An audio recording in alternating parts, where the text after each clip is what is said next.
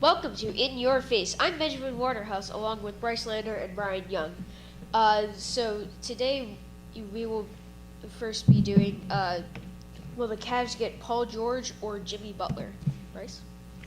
I personally think that they will not be able to pull off the Jimmy Butler trade. I just don't feel like the Chicago is going to get enough pieces from the Cavs because I don't think Jimmy Butler dislikes Chicago. But if you think about Paul George, he really is not liking his situation in Indiana, and I think the Pacers really do know that. So I think they would be more lenient. But the only problem with the Paul George deal is that he might go to the Lakers because he's expressed that. But the Cavs might be able to pull off a Kevin Love for Paul George, and I think that they will probably be able to pull off for Paul George. I just don't think they will be able to get Jimmy Butler.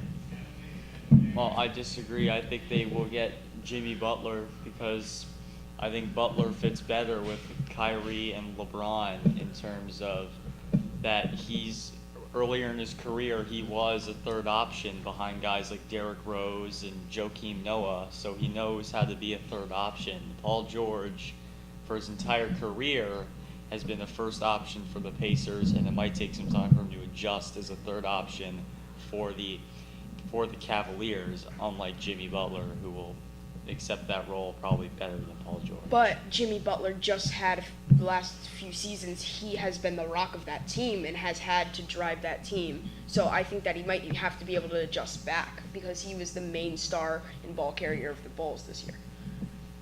True, but really I think Chicago is looking to rebuild, and trading Butler would be the first step to them trying to start the process of rebuilding and trying to build through the draft. All right. So second up, Markelle Fultz trade.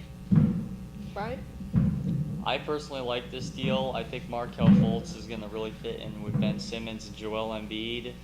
I mean, he's a great young player. Obviously, he's very, very athletic, very talented. He can shoot.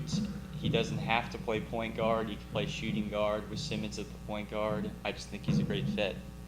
For me, I personally do not like that trade. I think it was good. Actually, I like the trade as itself, but I do not like the Markelle Fultz piece. I like them being able to get that first pick to secure who they want, but I honestly think Markelle Fultz played for a bad Washington team, yes, but this is a bad Sixers team, relatively not too great. He was not able to give Washington victories. I don't think he'll be able to do that with the Sixers also, as long as you need a player that's able to make a lot of other people on the floor better, such as Lonzo Ball could be another option. I think they need to consider their options and not just have their mind completely set on Markelle at this point. Well, I don't think that people would really expect Markelle Fultz to give the Sixers victories next season. Like next year, Philly will probably be a 35-40 win team and probably will miss the playoffs. But I don't think Markelle Fultz should be put on the pressure that he has to win just because he didn't win in Washington. But I also feel like Markelle was in a Washington environment where he was the player. He was the only really great player on his team, and he had to do everything. Now he has Joel Embiid, which is a future superstar possibly, and he has Ben Simmons, who is a past number one pick that needs to also get the ball. So will he be able to adjust into that situation? Who knows? All right. Thank you for joining us on In Your Face. Again, I'm Ben Waterhouse along with Bryce Lander and Brian Young.